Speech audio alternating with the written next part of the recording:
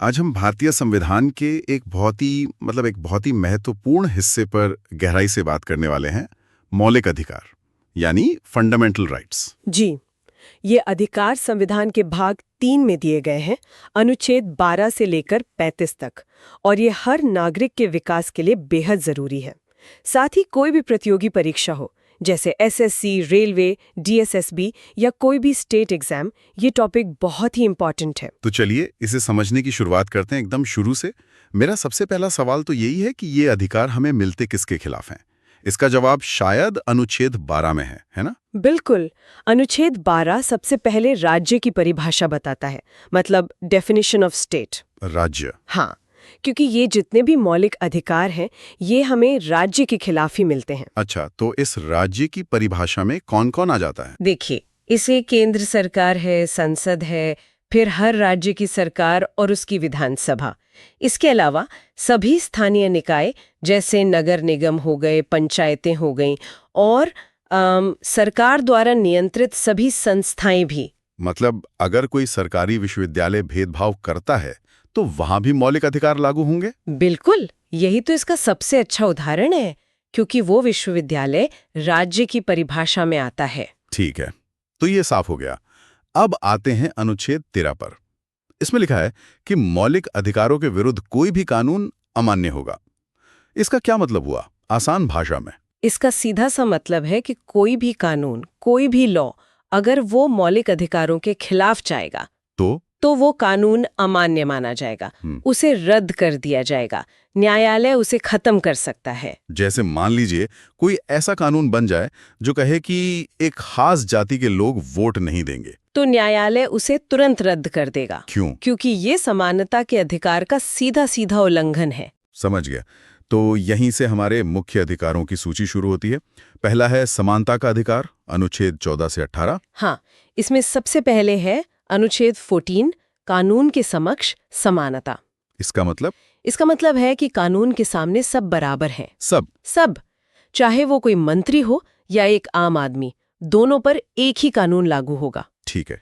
इसके बाद है अनुच्छेद 15, जो भेदभाव के निषेध की बात करता है। जी, ये कहता है कि राज्य किसी भी नागरिक से धर्म, जाति, लिंग या जन्म स्थान के आधार पर कोई भेदभाव नहीं करेगा। लेकिन इसमें एक चीज है, हम SC/ST छात्रों के लिए स्कॉलरशिप देखते हैं, वो तो एक तरह का विशेष प्रावधान हुआ। हाँ, ये बहुत अच्छा सवाल है। इसी अनुच्छेद में स्पेशल रिजर्वेशन की अनुमति भी है, तो SC/ST छात्रों को मिलने वाली स्कॉलरशिप पूरी तरह वैध है और इसे भेदभाव नहीं माना जाएगा। अच्छा, अगला है अनुच्छेद 16, जो नौकरी में समान अवसर की बात करता है। इसका मतलब है कि सरकारी नौकरी में सभी को बराबर मौके मिलेंगे, भर्ती में जाति के आधार पर किसी को रोका नहीं जा सकता। और फिर आता है अनुच्छेद 17, अस्पृश्यता का अंत। हाँ, अनटचेबिलिटी। ये अब एक अपराध है। इसका कोई उदाहरण? जैसे किसी को उसकी जाति की वजह से मंदिर में प्रवेश से रोकना, ये एक दंडनीय अपराध है। और समानता के अधिकार में जो आखिरी है वो है अनुच्छेद 18, उपाधियां का अंत। जी, सरकार अब राजा, नवाब या महाराजा जैसी उपाधियां नहीं देगी। लेकिन भारत रत्न जैसे सम्मान तो दिए जाते हैं। हाँ, वो दिए जा सकते हैं, क्योंकि वो सम्मान है, टाइटल या उपाधि नहीं। चलिए, ये तो हुआ समानता का अधिकार। अब अधिकारों के दूसरे समूह पर चलते हैं।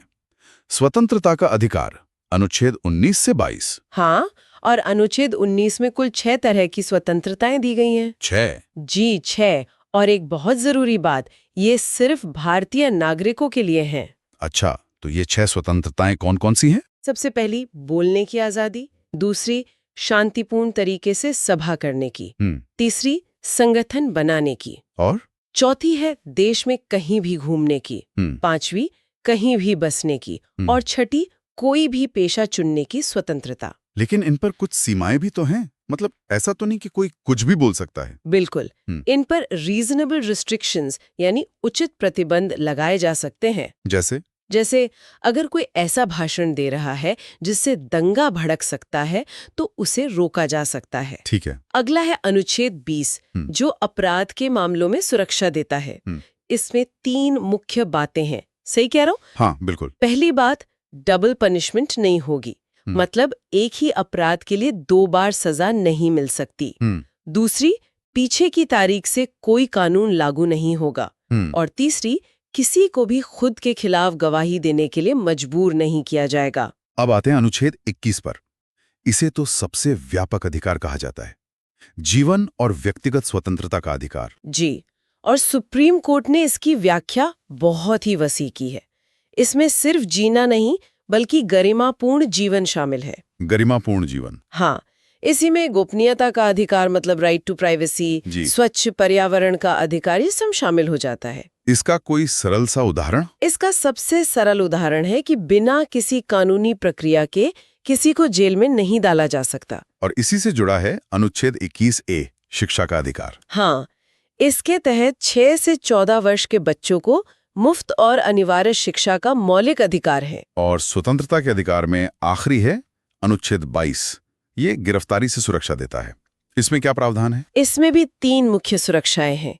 पहला, गिरफ्तार करने का कारण बताना होगा। और दूसरा अपनी पसंद के वकील से सलाह लेने का अधिकार मिलेगा। और तीसरा 24 घंटे के अंदर अंदर मजिस्ट्रेट के सामने पेश करना होगा। ठीक है, अब बात करते हैं शोषण के विरुद्ध अधिकार की। ये अनुच्छेद 23 और 24 में है। अनुच्छेद 23 जो है वो मानव तस्करी और बंधुआ मजदूरी यानी बॉन्डेड लेबर पर रोक लगाता है। किसी से जबरन मजदूरी कराना एक अपराध है।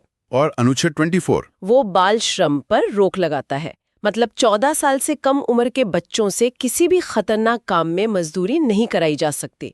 अगला अधिकार समूह भी बहुत महत्वपूर्ण है, धर्म की स्वतंत्रता का अधिकार। अनुच्छेद 25 से 28 तक। जी, अनुच्छेद 25 हर व्यक्ति को किसी भी धर्म को मानने, उसका पालन करने और उसका प्रचार करने की पूरी स्वतंत्रता देता है। लेकिन इसकी भी कुछ सीमाएं होंगी। हाँ, ये पब्लिक ऑर्डर और मोरालिटी के अधीन है। उदाहरण के तौर पर कोई धार्मिक जुलूस निकाल सकता है, पर उसमें हिंसा नहीं होनी चाहिए। बिल्कुल सही। अब है अनुच्छेद 26। ये धार्मिक समुदायों को अपने संस्थान बनाने, संपत्ति रखने और उनका प्रबंधन करने का अधिकार देता है। जैसे कोई मंदिर ट्रस्ट है तो वो अपने नियम खुद बना सकता है। क्या? जी। अनुच्छेद 27 में धार्मिक कर का निषेध है। इसका क्या मतलब है? इसका मतलब है कि सरकार किसी खास धर्म के प्रचार के लिए लोगों से टैक्स नहीं ले सकती। जैसे कोई मंदिर कर नहीं लगाया जा सकता। और अनुच्छेद 28? ये धार्मिक शिक्षा से जुड़ा है। हाँ। इसमें साफ है कि जो स्कूल पूरी तरह सरकारी पैसे से चलते हैं उनमें कोई धार्मिक शिक्षा नहीं दी जाएगी। और जो निजी या धार्मिक स्कूल हैं उनमें दी जा सकती है। जैसे केंद्रीय विद्यालय में धार्मिक पाठ नहीं पढ़ाए जाते। अब आते हैं सांस्कृतिक और शैक्षिक अधिकारों पर। अनुच्छेद 29 और 30। अनुच्छेद 29 जो है वो संस्कृति के संरक्षण का अधिकार देता है। मतलब किसी भी समूह को अपनी भाषा, अपनी लिपि और अपनी संस्कृति को बचाने का पूरा अधिकार है। इसका कोई उदाहरण? जैसे जनजातीय भाषाओं के लिए स्कूल चलाना। और अनुच्छेद 30? ये अल्पसंख्यकों को, चाहे वो भाषा के आधार पर हों या धर्म के, उन्हें अपने शिक्षण संस्थान खोलने और चलाने का अधिकार देता है। अच्छा, जैसे एक क्रिश्चियन कॉलेज चलाना अल्पसंख्यकों का अधिकार है। बिल्कुल ठीक है। हमने इन सभी अधिकारों की बात तो कर ली, पर इनकी रक्षा कैसे होगी? मतलब अगर किसी का अधिकार छीना जाए तो वो क्या करेगा? यहीं पर अनुच्छेद 32 की भूमिका आती है। बिल्कुल। अनुच्छेद 32 को तो डॉक्टर अंबेडकर ने संविधान की आत्मा कहा था। यह है संवैधानिक उपचार का अधिकार। इसका मतलब है कि अगर किसी के भी मौलिक अधिकार का हनन होता है तो वो व्यक्ति सीधे सुप्रीम कोर्ट जा सकता है। सीधे सुप्रीम कोर्ट? हाँ, सीधे। और सुप्रीम कोर्ट इसके लिए 5 तरह के रिट जारी कर सकता है। हेबियस कॉर्पस, मैंडेमस, प्रोहिबिशन, सर्डियरी और क्यो वारंटो। जी, यही 5। अब आते हैं कुछ विशेष अनुच्छेदों पर, 33, 34 और 35। अनुच्छेद 33 में क्या है? ये कहता है कि संसद देश के अनुशासन को बनाए रखने के लिए सेना, पुलिस और अर्धसैनिक बलों के मौलिक अधिकारों को सीमित कर सकती है। अच्छा। जैसे एक सैनिक की स्पीच फ्रीडम, मतलब बोलने की आजादी को सीमित किया जा सकता है। सही। और अनुच्छेद 34? ये मार्शल लॉ से संबंधित है। हाँ, जब मार्शल लॉ लगा हो उस स्थिति में मौलिक अधिकार सीमित हो सकते हैं, जैसे किसी दंगा प्रभावित क्षेत्र में सेना का शासन हो। और आखिर में है अनुच्छेद 35, जो कानून बनाने की शक्ति के बारे में है। ये बताता है कि कुछ खास मौलिक अधिकार है, जैसे अनुच्छेद 16, 3, 32, 33 और 34। इनसे जुड़े मामलों में कानून बनाने की शक्ति सिर्फ और सिर्फ संसद के पास होगी। इसका कोई उदाहरण? जैसे प्रिवेंटिव डिटेंशन लॉ बनाने का अधिकार सिर्फ संसद के पास है, राज्यों की विधानसभाओं के पास नहीं। तो ये थे हमारे मौलिक अधिकार, जिन्हें सही में संविधान की आत्मा माना जाता है। ये अधिकार हमें एक गरिमापूर्ण जीवन जीने का मौका देते हैं। लेकिन जैसा कि हमने अनुच्छेद 33 और 34 में देखा, ये अधिकार असीमित नहीं है। इन पर देश की सुरक्षा और व्यवस्था बनाए रखने के लिए कुछ सीमाएं भी लगाई जा सकती हैं। बिल्कुल। और यहीं पर एक बहुत बड़ा सवाल उठता है जिस पर हमेशा बहस चलती रहती है। कौन से सवाल? कि व्यक्तिगत स्वतंत्रता और राष्ट्रीय सुरक्षा के बीच वो सही संतुलन आखिर कैसे बनाया जाए। ये एक ऐसी बहस है जो शायद हमेशा चलती रहेगी।